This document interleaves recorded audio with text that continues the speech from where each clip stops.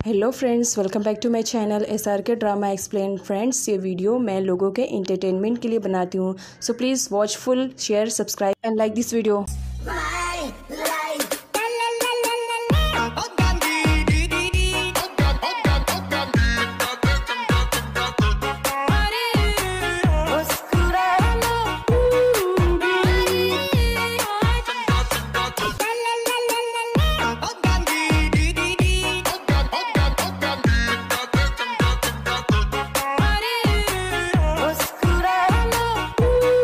Night का scene दिखाया जाता है। सीना और थी दोनों सोने की कोशिश कर रहे थे, पर दोनों को नींद नहीं आती है। और थी पी के हस्बैंड के बारे में सोचता है कि किस तरह उसने मेरे बिजनेस के साथ मुझे धोखा दिया है। जब वो सीना को जागते हुए देखता है तो उससे पूछता है, क्या बात है, तुम अभी तक जगी हुई हो, सो नहीं रही हो? इस पर सीना कहती है, वो दरअसल मैं कुछ सोच रही थी, इसी वजह से मुझे नींद नहीं आ रही है। तो थी स्माइल करने लगता है और उसके पास उठकर जाता है और कहता है, सच में तुम सोच रही थी? तुम सोच भी सकती हो? ऐसा मैंने कभी नहीं सोचा था। खैर फिक्र मत करो, सोचने की ज़रूरत नहीं है, नाइट हो रही है, तुम आराम से सो जाओ। थी सीना को तो सोने के लिए कह देता है, बट उसे खुद तो नींद आ ही नहीं रही थी, तो इसी वजह से वो अपने वर्क को कंटिन्यू करता है। नेक्स्ट सीन में रियल सीरिया को दिखाया जाता है, जहाँ पर उसका ट्रीटमेंट स्टार्ट रहता है और फाइनली वो अपने पैरों पर थोड़ा सा चलना स्टार्ट भी कर देती है, जिसकी वजह से वो काफ़ी खुश होती है कि फाइनली अब उसकी कंडीशन में काफ़ी इम्प्रूवमेंट हो रही है। यहाँ पर सीरिया बहुत ही ज़्यादा खुश थी और ये खुशी वो अपनी बहन से शेयर करती है, सीना से। वो सीना के पास कॉल करके बता देती है कि उसने फ़र्स्ट टाइम इतने दिनों के बाद चलना स्टार्ट किया। ये बात सुनते ही सीना बहुत ही ज़्यादा खुश हो जाती है और अपनी बहन सीरिया को कॉन्ग्रेचुलेट करती है। अब जैसे कि सीरिया थोड़ा थोड़ा चलना स्टार्ट कर रही थी, तो इससे दिखाने के लिए सीना को भी घर पे कुछ ऐसी तरह की सिचुएशन क्रिएट करनी पड़ रही थी। तो यहाँ पर वो नन के थ्रू वो अपने पैरों का यूज़ करना चाह रही होती है और थी के सामने ये दिखाना चाह रही होती है कि अब उसकी कंडीशन में थोड़ा बहुत इम्प्रूवमेंट हो रहा है। यहाँ पर थी उसकी हेल्प करने के लिए आता है कि मैं तुम्हारी हेल्प कर दूँ। तो सीना कहती है, नहीं, मुझे तुम्हारी हेल्प की ज़रूरत नहीं है, तुम जा करके दूर बैठ जाओ। लेकिन वो गिरने लगती है तो थी उसे संभाल लेता है और कहता है, देखा ना, मेरे सपोर्ट की तुम्हें इस वक्त बहुत ज़्यादा ज़रूरत है। जिस पर सीना कहती, कहाँ ना, जाकर बैठ जाओ साइड में। थी बैठ जाता है और यहाँ पर सीना को नाटक करना पड़ता है कि वो सही से चल नहीं पा रही है, रोड़ा कर रही है, गिर रही है, जिस पर थी उसे सपोर्ट करता है। और यहाँ पर सीना काफ़ी खुश हो जाती है। वो नन से कहती है, मैं अच्छी एक्टिंग कर लेती हूँ ना। नेक्स्ट सीन में नोट को दिखाया जाता है, कंपनी पहुँच चुकी हुई थी। अब उसकी नज़रें क्रीड को ढूंढ रही होती है, क्योंकि कंपनी में क्रीड तो आया नहीं था। इसी वजह से वो क्रीड के पास कॉल करती है ये पूछने के लिए कि वो कहाँ पर बिजी है, बट क्रीड कॉल रिसीव नहीं करता है। इसी वजह से वो काफ़ी परेशान हो जाती है, लेकिन तभी वो अपने एम्प्लॉयज़ को बातें करते हुए सुन लेती है। अब यहाँ पर एम्प्लॉयज़ बातें कर रहे होते हैं सीरिया और क्रीड के बारे में, क्योंकि उन्हें तो आइडिया नहीं था कि सीरिया की जगह पर सीना है। वो उन दोनों के रिलेशनशिप को लेकर के आपस में गपशप कर रहे होते हैं और ये सारी बातें नोट पीछे खड़ी सुन रही होती है। एम्प्लॉयज़ को तो बिल्कुल भी आइडिया नहीं था कि उनकी खड़ूस बॉस उनकी सारी बातें सुन रही है। अब यहाँ पर क्रीड को दिखाया जाता है, वो बहुत ही ज़्यादा खुश था और उसके हाथ में एक फ्लावर था। यहाँ पर वो पीक से कहता है, मुझे सीरिया से मिलना है, क्योंकि उसे मालूम पड़ चुका था कि सीरिया ने आज चलने की कोशिश की है। पीक सीरिया के पास आता है और उसे कहता है, तुमसे मिलने के लिए बाहर क्रीड वेट कर रहा है, उसके हाथ में फ्लावर्स है, वो तुमसे मिलना चाह रहा है, बताओ क्या बोलूँ। जिस पर सीरिया उसे मना कर देती है, नहीं, जा कर के क्रीड से कह दो कि वो वापस अपने घर चले जाए। अब जब क्रीड को ये सारी बातें सुनाई में आती है कि सीरिया ने उसे मिलने की भी कोशिश नहीं की और उसे घर पे वापस कर दिया, तो बेचारे क्रीड का दिल ही टूट जाता है। वो फ्लावर्स को देखता है और वहीं पर छोड़ करके आने लगता है और यहाँ पर क्रीड पास्ट के बारे में सोचता है। सीरिया से उसकी पहली मुलाकात उसके अपने घर पर हुई थी, जब वो अपनी क्वालिफिकेशन को कंप्लीट करके वापस अपने डैड से मिलने के लिए आया था। उसने जब सीरिया को फर्स्ट टाइम देखा था तभी उसे प्यार करने लगा था, लेकिन जब सीरिया के थ्रू से मालूम पड़ता है कि सीरिया मैरिड है और पॉप उसका हस्बैंड है, यहाँ पर वो उसके डैड से कुछ इंपॉर्टेंट फाइल पर डिस्कशन करने के लिए आए हैं, तो बेचारे क्रीड का दिल उसी वक्त टूट जाता है।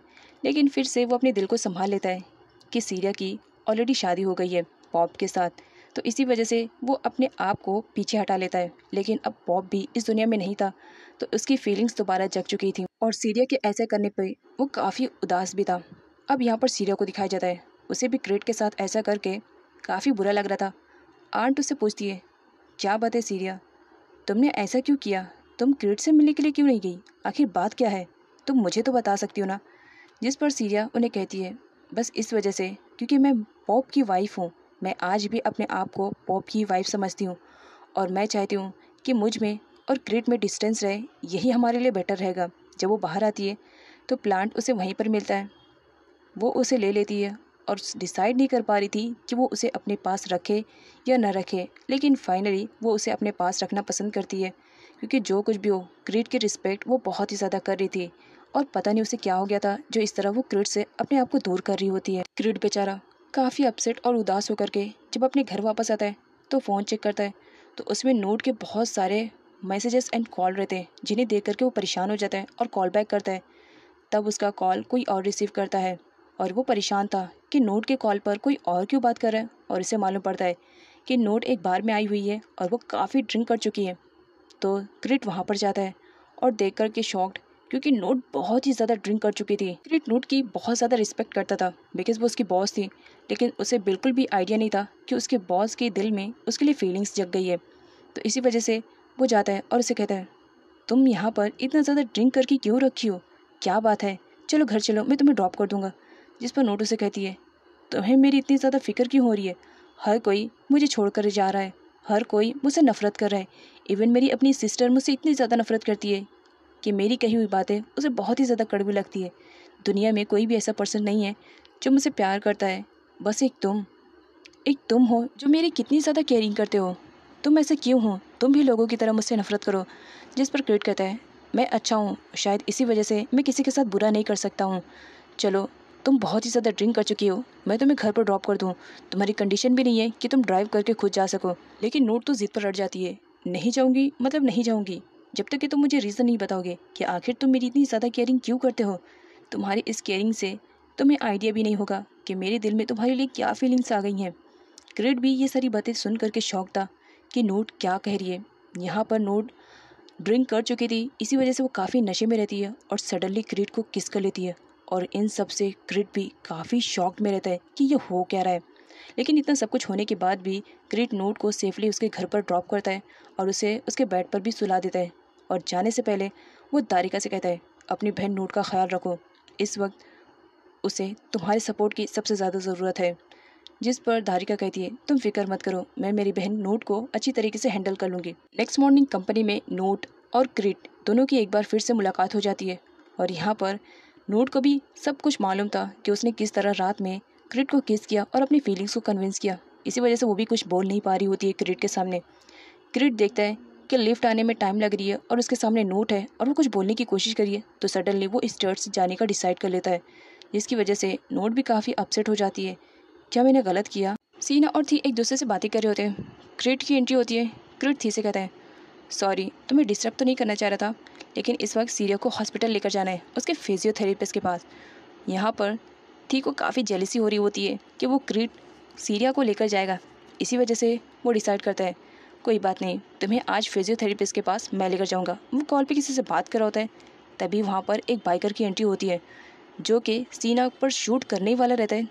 तभी थी देख लेता है और वो खुद सामने आ जाता है, जिसकी वजह से गोली उसको लग जाती है और ऑन द स्पॉट वो वहीं पर बेहोश हो जाता है। सीना तो काफ़ी शॉक में हो जाती है थी कि ये सारी कंडीशन देख करके, लेकिन अपने आप को संभालते हुए वो उस अटैकर को फॉलो करती है और बहुत ही स्मार्ट तरीके से उसे गन भी छीन लेती है और उसे शूट करने वाली रहती है, लेकिन वो बाइकर उसे चकमा दे करके वहाँ से भाग जाता है। अब यहाँ पर सीना बहुत ही ज़्यादा डर चुकी थी की कंडीशन को देख करके, और ना चाहते हुए भी सीना को व्हील चेयर से उठना पड़ा। वो व्हील चेयर से उठ के फ़ौरन थी के पास जाती है और उसे होश में लाने की कोशिश कर रही होती है। यहाँ पर दारिका को दिखाया जाता है, उस वक्त वो वहीं पर ही थी। वो आती है और थी की कंडीशन देख करके वो भी काफ़ी परेशान हो जाती है, और यहाँ पर सीना के कहने पर वो फटाफट एम्बुलेंस को कॉल करती है। नेक्स्ट सीन में पी के हस्बैंड को दिखाया जाता है, जो मस्त में अपने सेक्रेटरी के साथ लगा हुआ रोमांस कर रहा होता है। तभी उसके पास कॉल आता है, जहाँ पर उसे मालूम पड़ता है कि उसका काम नहीं हुआ है। हॉस्पिटल का सीन दिखाया जाता है। सीना काफ़ी डरी हुई थी को लेकर के। अब थी की फैमिली वालों को भी मालूम पड़ चुका था कि किसी ने थी पे शूट किया है। वो सारे लोग बहुत ही ज़्यादा घबराए हुए आते हैं और यहाँ पर वो सीना से क्वेश्चन करने लगते हैं कि ये सब कैसे हुआ। सीना उन लोग को बताती है, जो कोई भी था वो शूट तो मुझे करना चाह रहा था, लेकिन बीच में थी आ गया, जिसकी वजह से थी को गोली लग गई। दारिका के साथ साथ अब सारे घर वाले भी सीना पर ब्लेम लगाने लगते हैं कि सब तुम्हारी लापरवाही का नतीजा है। डॉक्टर आते हैं और बताते हैं कि परेशान होने की ज़रूरत नहीं है, थी की कंडीशन पहले से बेटर है और वो ख़तरे से बाहर है। घर वालों की जान में थोड़ी सी जान आती है, लेकिन यहाँ पर अब इल्ज़ाम सीना पे लगा हुआ था। सीना अपनी सफाइयाँ दे रही होती है, जिस पर बीच में एंट्री लेते हुए दारिका उसे कहती है, देखो सारे फैमिली वाले यहीं पर है। झूठ बोलने की तो बिल्कुल भी कोशिश मत करना। मैंने तुम्हें चलते हुए देखा है। इसका मतलब तुम चल सकती हो। तुम झूठ बोल रही हो सारे लोगों से। मैंने तुम्हें व्हील चेयर से उठते हुए देखा है। अब सारे घर वाले पूछने लगते हैं, क्या दारिका जो कह रही है वो सच है? और सीना की तो सिटी पिटी गुल थी कि वो कहे तो अब क्या कहे। वो बहाना बनाने की कोशिश करती, लेकिन जब तक उससे सिचुएशन हैंडल हो पाई वो करने की कोशिश कर रही थी, लेकिन दारिका तो उसके सर पे खड़ी थी। सच्चाई बताओ तो बताओ। तभी वहाँ पर एंट्री होती है क्रीड की। क्रीड को देख करके सीना के फेस पे थोड़ी सी स्माइल आती है। यहाँ पर क्रीड सारे लोगों को आंसर रिप्लाई करता है और कहता है, हाँ तुम लोग सही कह रहे हो, सीरिया चल सकती है और मेरे पास प्रूफ भी है। ये लो फिजियोथेरेपिस्ट के पेपर्स। आई थिंक तुम्हें इन पेपर्स पे तो ट्रस्ट होगा ना। ये पेपर सीरिया के ही हैं, जो कि रियल सीरिया के रहते हैं जब वो ट्रीटमेंट करवा रही होती है। यहाँ पर नोट को यकीन नहीं आता है, इसी वजह से वो सारे डॉक्यूमेंट्स चेक करती है। सीरिया की फिजियोथेरेपिस्ट हो रही थी तो इसी वजह से सारा रिकॉर्ड सीरिया का था। और यहाँ पर नोट को ना चाहते हुए बिलीव करना पड़ता है जब क्रीड वीडियो दिखाता है रियल सीरिया को प्रैक्टिस करवाते हुए कि वो चलने की कोशिश कर रही है।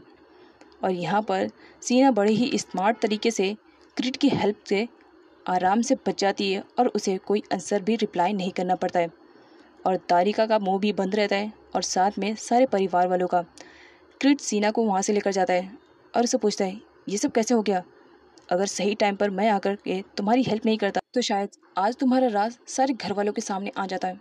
यहाँ पर क्रीड सीना से पूछता है, क्या तुमने उस अटैकर का फेस देखा? जिस पर सीना बताती है, नहीं देख पाई क्योंकि उसने हेलमेट से अपने फेस को कवर करके रखा था।